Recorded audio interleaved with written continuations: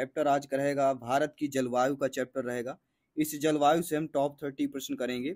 30 में से आप लोगों को क्या फीडबैक है, सभी को कमेंट करना है, प्रत्येक ब्रदर सिस्टर एंड टीचर्स को जिनका सपना है अध्यापक अध्यापिका बनना, शिक्षक बनना। चलिए साथियों, यहाँ पे शुरुआत करते हैं कि भारत की जलवायु की सबसे महत्वपूर्ण विशेषता कौन सी होती है। हवाओं का मौसमी परिवर्तन, वर्ष भर लगातार वर्षा, पवनों की दिशा में परिवर्तन, या ग्रीष्म एवं शीतकालीन पवनों का प्रभावी। सभी लोग बताइएगा। बाकी सभी क्लासेस चल रही हैं जिसका प्लेलिस्ट यहाँ पे दे दिया गया है। सभी क्लासेस फ्री ऑफ कॉस्ट है। सोशल साइंस का टॉपर नोट्स प्राप्त करने के लिए केवल आपको व्हाट्सएप मैसेज करना है 9630689598। इसमें व्हाट्सएप मैसेज कर दीजिएगा, टॉपर नोट्स का डिटेल आपको मिल जाएगा। भारत की जलवायु की सबसे महत्वपूर्ण विशेषता इनमें से कौन सी होती है, और वह सभी लोग जानते हैं वह कौन सी कहलाती है। सभी लोग बताइएगा। भारत की जलवायु का सबसे महत्वपूर्ण होता है भौगोलिक स्थिति, मानसूनी हवाओं का प्रभाव पड़ता है, और सबसे ज्यादा उष्णकटिबंधीय वर्षावन की बात करता हूं, यानी कि हमारा जो पवनों की दिशा में परिवर्तन आता है वह यहाँ पे सही हो जाता है। पवनों की दिशा में परिवर्तन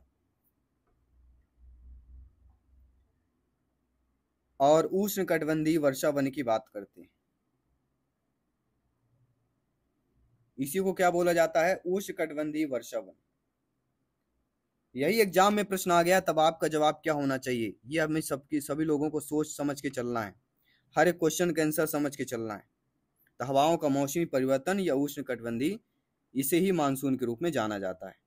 बढ़ते हैं आपके सेकंड प्रश्न की तरफ। दूसरा प्रश्न क्या कह रहा है, भारतीय मानसून का वर्णन सबसे पहले किस अरब विद्वान द्वारा किया गया। जो भारतीय मानसून है इसका वर्णन सबसे पहले किस अरब विद्वान द्वारा किया गया। अल-बरूनी, अल-मसूदी, अल-अहमदी या इब्न खुर्दाद वेह की बात करेंगे। ये सारे आपके कंसेप्ट सिलेबस के अकॉर्डिंग एनसीईआरटी क्वेश्चंस लिए गए हैं। तो भारतीय मानसून का सबसे पहला विस्तृत वर्णन जो है आपके 10वीं शताब्दी में अल-मसूदी द्वारा किया गया था। किसके द्वारा, अल-मसूदी द्वारा विस्तृत वर्णन किया गया था। और ये उन्होंने हिंद महासागर में हवा की दिशा में जो मौसमी बदलाव होते हैं, ठीक है, उनका उन्होंने वर्णन किया था। तो अल-मसूदी की बात कर रहे हैं। इसके बाद है आपका अगला प्रश्न, निम्नलिखित में से कौन भारतीय मानसून को प्रभावित नहीं करता। एल नीनो, जे स्ट्रीम, तिब्बत का पठार या गल्फ स्ट्रीम। देखिए, भारतीय मानसून को प्रभावित नहीं करता, कौन नहीं करता है, तो इसको बोला जाता है, सभी बताइएगा कौन कौन नहीं करता। भारतीय मानसून को कौन प्रभावित नहीं करता है, ये कई बार आपके एग्जाम में जो है प्रश्न पूछा गया है। और ये बता देता हूं, ये वर्ग 2 में भी आया हुआ है। सोशल साइंस के वर्ग 2 का जो एग्जाम हुआ था उसमें भी यह प्रश्न पूछा गया है। किसमें, वर्ग 2 में। इसलिए ये क्वेश्चन और भी इंपॉर्टेंट होता है आपके वर्ग 3 सोशल साइंस सामाजिक विज्ञान के चैप्टर पर। तो राइट आंसर होगा गल्फ स्ट्रीम, यानी D option is the right answer.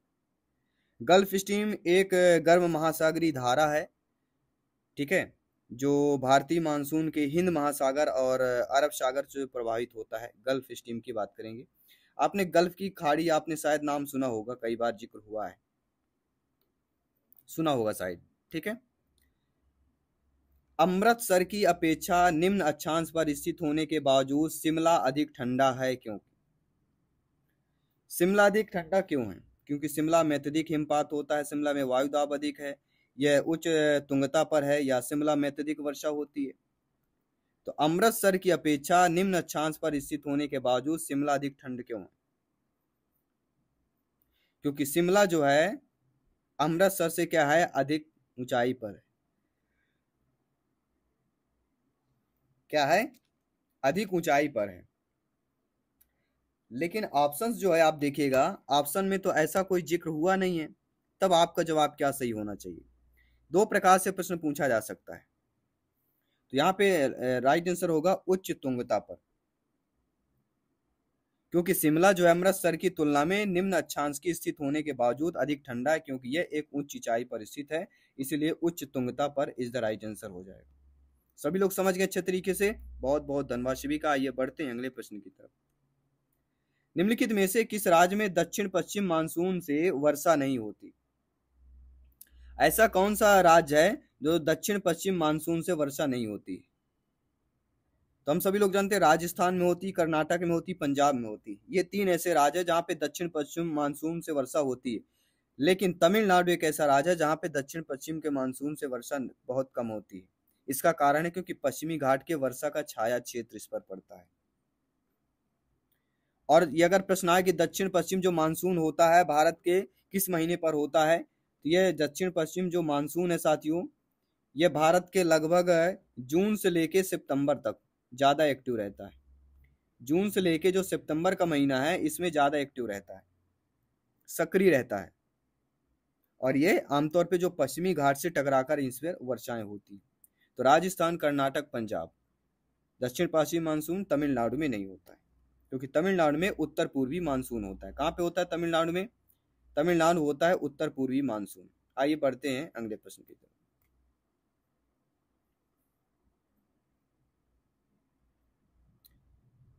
Tamil Nadu में शरदकालीन वर्षा अधिकांशतः जिन कारणों से होती है वह कौन सा है?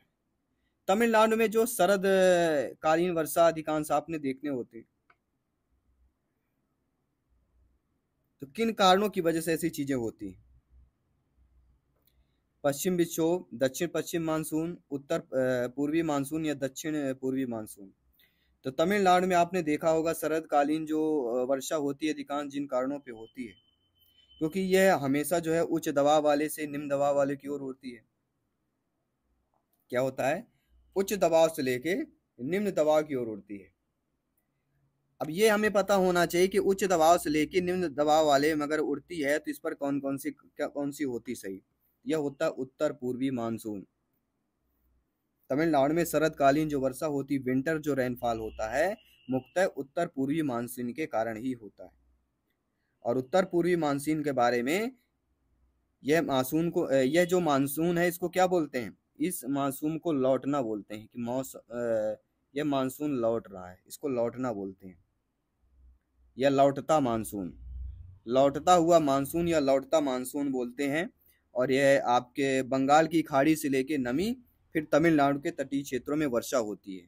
तो जो उत्तर पूर्वी मानसून होता है इसे लौटता मानसून बोलते हैं। और यह बंगाल की खाड़ी से लेके ये पानी नमी लेता है और तमिलनाडु के जो तटीय क्षेत्र हैं वहां पे वर्षाएं करता है। तो उत्तर पूर्वी मानसून की बात कर रहे हैं। आइए देखते हैं अगला प्रश्न क्या पूछा जा रहा है कि दक्षिण पश्चिम मानसून निम्नलिखित में से किस प्रदेश में सर्वप्रथम प्रवेश करता है? तमिलनाडु, महाराष्ट्र, गोवा, केरल। जी हाँ, दक्षिण पश्चिम मानसून की बात करेंगे। मानसून से एक प्रश्न आना तो तय है, ये कन्फर्म है सोशल साइंस में। मानसून एक ऐसा चैप्टर है जहां से प्रश्न आना ही आना एक नंबर का, तो अच्छे तरीके से समझिएगा। सभी ब्रदर सिस्टर, मेरे प्यारे प्यारे भाइयों की प्यारी प्यारी बहनें, गृहिणी जिनका सपना अध्यापक अध्यापिका बनना, जयसवाल सर आप सभी का अभिनंदन स्वागत कर रहे हैं। तो दक्षिण पश्चिम मानसून किस प्रदेश में सर्वप्रथम प्रवेश करता है? तो वह होता है केरल। केरल राज्य है जहां पे दक्षिण पश्चिम जो मानसून होता है पहले प्रवेश करता है। और यह जो मानसून होता है इसको मानसून के रूप में जाना जाता है दक्षिण पश्चिम को। भारत में एक मौसमी हवा होती है जो हिंद महासागर से आती है और ये हिंद महासागर में आने के बाद देश में भारी वर्षा लाती है। तो पहले केरल के तटीय में जो होता है और सबसे पहले केरल राज्य में प्रवेश करता है जिसे पश्चिमी तटीय बोला जाता है। पश्चिम तट पर स्थित है केरल, तो दक्षिण पश्चिम मानसून इसीलिए इसको बोला जाता है। आइए बढ़ते हैं, आपके अगले प्रश्न की तरफ चलते हैं। देश के किस भाग में मानसून के अरब सागर एवं बंगाल की खाड़ी दोनों ही शाखाओं से वर्षा होती है? मध्य प्रदेश, बिहार, पंजाब या उड़ीसा। देश के जिस भाग में मानसून के अरब सागर और बंगाल की खाड़ी दोनों की ही शाखाओं से वर्षा होती है, तो आपने देखा होगा गंगा के जो मैदानी इलाके होते हैं, उत्तर प्रदेश, बिहार, हरियाणा, पंजाब, ये सारे आते हैं कि नहीं आते हैं? सभी लोग बताइएगा राइट आंसर क्या होगा। सभी ब्रदर सिस्टर ध्यान पूर्वक हर एक प्रश्न को अटेंड करना है। तो मध्य प्रदेश में जो मानसूनी है दोनों शाखाओं से वर्षा होती है। अरब सागर से भी, बंगाल की खाड़ी से भी, क्योंकि ये आपका सेंटर का राज्य है। क्योंकि अगर प्रश्न आ जाए कि भारत में मानसून की कितनी मुख्य शाखाएं हैं, तो आपका जवाब होना चाहिए 2 शाखाएं, एक अरब सागर, एक बंगाल की खाड़ी। ये 2 शाखाएं जो मध्य प्रदेश में करती हैं और वर्षा का कारण बनती हैं। इसके साथ बढ़ते हैं आपके अगले प्रश्न की तरफ। असम, पश्चिम बंगाल तथा उड़ीसा राज्यों में मानसून पूर्व आने वाली तड़ित झजाएं निम्न में से किस नाम से जानी जाती है? तड़ित झजाएं आती है ना, जिसे गर्जना बोलते हैं। तो ये आपके असम, पश्चिम बंगाल, जो उड़ीसा का इलाके हैं, वहां पे इनको क्या क्या बोला जाता है? अब ऑप्शन देखिएगा। ऑप्शंस पहले क्या दिया गया हमारा? पहला दिया गया है नॉर्वेस्टर्स, नॉर ईस्टर्स, ईस्ट वेस्टर, या साउथ ईस्टर्स। तो ये जानना जरूरी कि असम, पश्चिम बंगाल, उड़ीसा ये किस राज्य पे आते हैं। तो राइट आंसर क्या होगा? नॉर्वेस्टर्स। क्या हो जाएगा? नॉर्वेस्टर्स इज द राइट आंसर। नॉर्वेस्टर्स को काल वैसाखी बोला जाता है। क्या बोला जाता है नॉर्वेस्टर को? काल वैसाखी।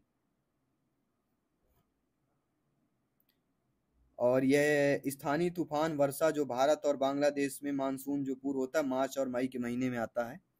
ठीक है, तो नॉर्वेस्टर्स की बात कर रहे हैं। आइए बढ़ते हैं आपके अगले प्रश्न की तरफ। भारत के कोरोमंडल तट सर्वाधिक वर्षा होती है। जो भारत का कोरोमंडल तट है, इसमें सर्वाधिक वर्षा कब होती है? जनवरी से फरवरी, जून से सितंबर, मार्च से मई, अक्टूबर से नवंबर।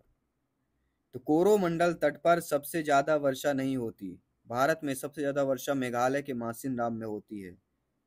लेकिन कोरोमंडल के तट में कब होता है? अक्टूबर से नवंबर में महीने में अपनी वर्षा होती है। कब होता है? अक्टूबर से नवंबर। D option is the right answer हो जाएगा। सभी लोग समझ रहे हैं ना? आइए बढ़ते हैं अगले प्रश्न की तरफ। भारत के उत्तर पश्चिमी भाग में शीतकालीन वर्षा का कारण है स्थानीय झंझावात, लौटता मानसून, पश्चिमी विक्षोभ या पूर्वी विक्षोभ। तो भारत के उत्तर पश्चिमी भाग में शीतकालीन वर्षा का जो कारण करता है वह आपका पश्चिमी विक्षोभ होता है। C option is the right answer हो जाता है। इसके बाद बढ़ते हैं अगले प्रश्न की तरफ। भारतवर्ष में सर्वाधिक वर्षा किस क्षेत्र में होती है? पश्चिमी घाट, हिमालय क्षेत्र, मेघालय, मध्य प्रदेश, बिहार, उत्तर प्रदेश, हरियाणा, पंजाब या आंध्र प्रदेश तथा विदर्भ। तो मेघालय राज्य का मासिनराम तो ये सभी लोग नाम जानते हैं, सबसे ज्यादा जो वर्षा का क्षेत्र माना जाता है। लेकिन जब वो आपके ऑप्शंस में जिक्र ना हो तब आप क्या करेंगे? क्योंकि ऐसे ही पेपर में आएगा, मासिम राम अब नहीं पूछा जाए, क्योंकि मासिम राम तो सभी लोग जानते हैं, मेघालय सभी लोग जानते हैं। तो भारतवर्ष में जो सर्वाधिक वर्षा होती है वह पश्चिमी घाट, हिमालय क्षेत्र और मेघालय, क्योंकि मेघालय का जिक्र यहाँ पे किया गया है और साथ में पश्चिमी घाट और हिमालय क्षेत्र भी जोड़ दिया गया। तो फर्स्ट ऑप्शन इधर राइट आंसर यहाँ पे हो जाएगा। नो डाउट सभी लोग समझ गए, हर एक क्वेश्चन को आप सभी लोगों ने समझ लिया होगा। बढ़ते हैं अगले प्रश्न की तरफ। भारत में सर्वाधिक वर्षा प्राप्त करने वाला स्थान कौन सा है? भारत में सर्वाधिक वर्षा प्राप्त करने वाला स्थान कौन सा है?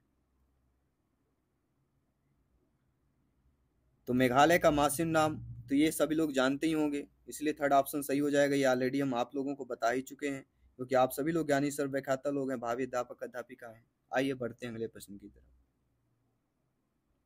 भारत में सबसे अधिक, सबसे कम वर्षा प्राप्त करने वाले 2 राज्यों का सही क्रम। यानी भारत में सबसे अधिक वर्षा वाला, फिर सबसे कम वर्षा वाला। तो सबसे अधिक वर्षा वाला कौन सा है? मेघालय है। और सबसे कम प्राप्त करने वाला कौन सा है? राजस्थान होना चाहिए। तो मेघालय और राजस्थान, सेकंड ऑप्शन इधर राइट आंसर हो जाएगा। बढ़ते हैं आपके अगले प्रश्न की तरफ। मासिनराम और चेरापूंजी में अधिक वर्षा होती है क्योंकि? मासिनराम और चेरापूंजी 2 ऐसे आपके सिटी हैं जहां पे अत्यधिक वर्षा होती है। इसका कारण क्या है? निम्न दाब, यहाँ सदा भाप भरी हवाएं चलती है, यहाँ वर्ष भर वर्षा होती रहती है, यहाँ की पहाड़ियां कीप की आकृति की है।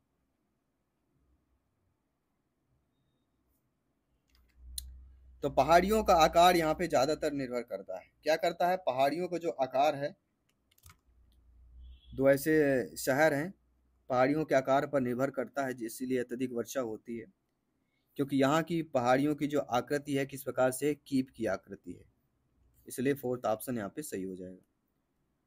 नो डाउट हर एक क्वेश्चन को समझना है, फीडबैक करना है। बाकी बढ़ते हैं आपके अगले प्रश्न की तरफ। अगला प्रश्न बहुत ही अच्छा प्रश्न पूछा गया है कि दिल्ली में अधिक वार्षिक तापांतरण का कारण क्या है। अक्सर जब भी होता होगा, कोहरा पड़ता है, ठंड पड़ती है, गर्मी पड़ती है, तो अत्यधिक वार्षिक तापांतर देखा जाता है। वो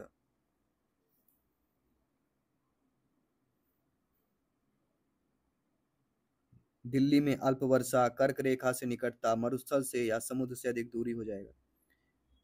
इसमें जो मुख्य कारण होता है वो भौगोलिक स्थिति होती है।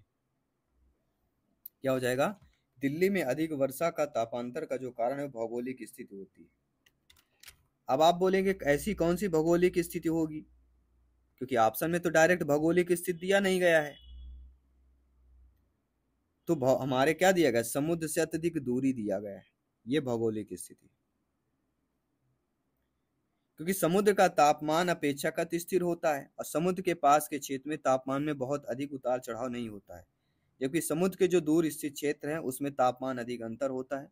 दिल्ली समुद्र से दूर है, इसलिए यहाँ तापमान में अधिक अंतर होता है, और कर्क रेखा के निकट भी है, मरुस्थल भी क्षेत्र कहलाता है, इसलिए ज्यादा तापांतर होता है। आइए बात करेंगे अगले प्रश्न की। भारत के किस भाग में सर्वाधिक दैनिक तापांतर पाया जाता है। भारत का ऐसा भाग बताइए जिसमें दैनिक तापांतर पाया जाता हो। पूर्वी तटीय प्रदेश, छत्तीसगढ़ के आंतरिक क्षेत्र हो गए, अंडमान द्वीपों समूह हो गया, राजस्थान के जो मरुस्थल क्षेत्र हो गए।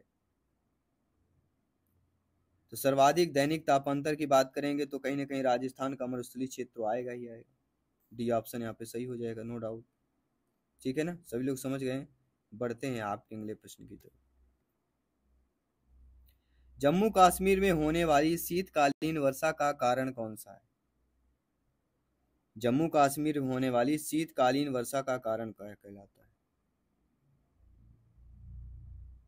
इसमें पश्चिमी विक्षोभ के कारण, भारत के जम्मू कश्मीर में पश्चिमी विक्षोभ के कारण सर्दियों में यहाँ पे वर्षा होती है। जम्मू कश्मीर में, हाँ, सर्दियों में भी, शीतकालीन में भी वर्षा होती है पश्चिमी विक्षोभ के कारण। अगला प्रश्न देखिएगा, निम्नलिखित में से किस स्थान पर सबसे कम वार्षिक वर्षा। अब सबसे कम वार्षिक जो वर्षा होती है वह लेह में होती है, क्योंकि लेह लद्दाख के केंद्र शासित प्रदेश है और यह भारत के सबसे शुष्क क्षेत्रों में से माना जाता है। Leh is the right answer. Exam में प्रश्न आए तो आपसे बनना चाहिए, क्योंकि आपका सिलेक्शन सर्वोपरि है। आइए बढ़ते हैं अगले प्रश्न की तरफ।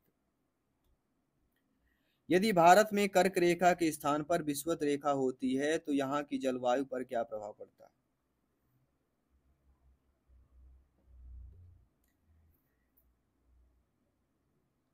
अधिक ताप कम वर्षा, अधिक ताप अधिक वर्षा, कम ताप कम वर्षा या कम ताप अधिक वर्षा। यदि भारत में कर्क रेखा के स्थान पर विषुवत रेखा होती है तो यहाँ की जलवायु पर क्या प्रभाव पड़ेगा।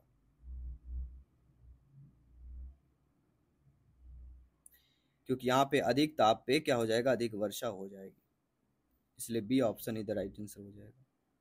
ठीक है, बढ़ते हैं आपके अगले प्रश्न की तरफ चलते हैं।